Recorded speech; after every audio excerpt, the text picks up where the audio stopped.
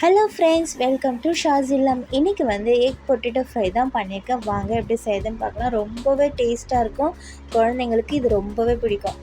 முதல்ல ஒரு பேனில் ஒரு 3 டீஸ்பூன் அளவுக்கு எண்ணெய் சேர்த்துருக்கேன். சேர்த்துட்டு கொஞ்சமாக கடுகு, கொஞ்சமாக உளுத்தம் பருப்பு சேர்த்துருக்கேன். கடுகு நல்லா பொரிஞ்சதுக்கப்புறமா கொஞ்சம் கருவேப்பிலை, ஒரு மீடியம் சைஸ் வெங்காயத்தை பொடியாக நறுக்கி வச்சுருக்கேன். அதையும் சேர்த்துட்டு நல்லா வதக்கிக்கலாம். வெங்காயம் வந்து நல்ல பொன்னிறமாக வதங்கணும்னு அவசியம் இல்லை, ஓரளவுக்கு வதங்கினா போதும்.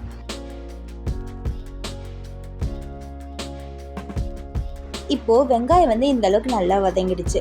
இதில் வந்து நான் ஒரு மீடியம் சைஸ் தக்காளி பொடியாக நறுக்கி சேர்த்துருக்கேன். சேர்த்துட்டு ஒரு தடவை மிக்ஸ் பண்ணி விட்டுட்டு அதில் நம்ம மசாலாலாம் சேர்த்துக்கலாம். 1/4 டீஸ்பூன் அளவுக்கு மஞ்சள் தூள், தேவையான அளவுக்கு உப்பு, ஒரு 2 டீஸ்பூன் அளவுக்கு காஷ்மீரி மிளகாய்த்தூள், 1 டீஸ்பூன் அளவுக்கு தனியாத்தூள், 1 டீஸ்பூன் அளவுக்கு சிக்கன் மசாலா அதையும் சேர்த்துட்டு நல்லா மிக்ஸ் பண்ணி விட்டுக்கலாம். காரம் வந்து உங்களுக்கு தகுந்த மாதிரி சேர்த்துக்கோங்க.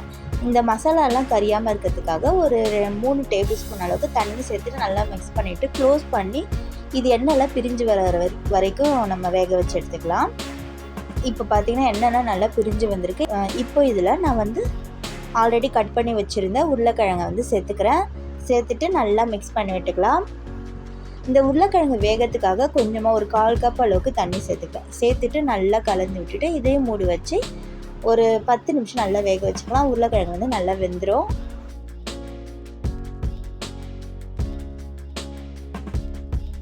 இதை வந்து நடுவில் கிளறி விட்டுக்கலாம், இல்லைன்னா அடி பிடிச்சிரும். இப்போது உருளைக்கிழங்கு வந்து நல்லா வெந்திருக்கு. இப்போ இதில் வந்து நான் ஒரு 3 முட்டை ஆல்ரெடி உடச்சி வச்சுருந்தேன், அதையும் சேர்த்துக்கலாம். சேர்த்துட்டு நல்லா மிக்ஸ் பண்ணி விட்டுக்கலாம்.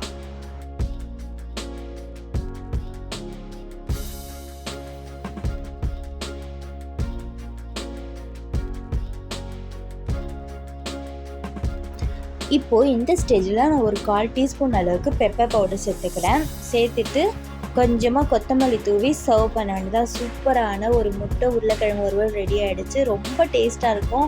இல்லை சிக்கன் மசாலா போட்டிருக்கனால நல்லா டேஸ்ட் இன்னும் தூக்கி கொடுக்கும். சூப்பராக இருக்கும். குழந்தைங்களுக்கு ரொம்ப பிடிக்கும். நீங்கள் ட்ரை பண்ணி பாருங்கள். இந்த வீடியோ உங்களுக்கு பிடிச்சுன்னா லைக் பண்ணுங்கள், ஷேர் பண்ணுங்கள், மறக்காமல் சப்ஸ்கிரைப் பண்ணிவிடுங்க. தேங்க்ஸ் ஃபார் வாட்சிங். பாய்.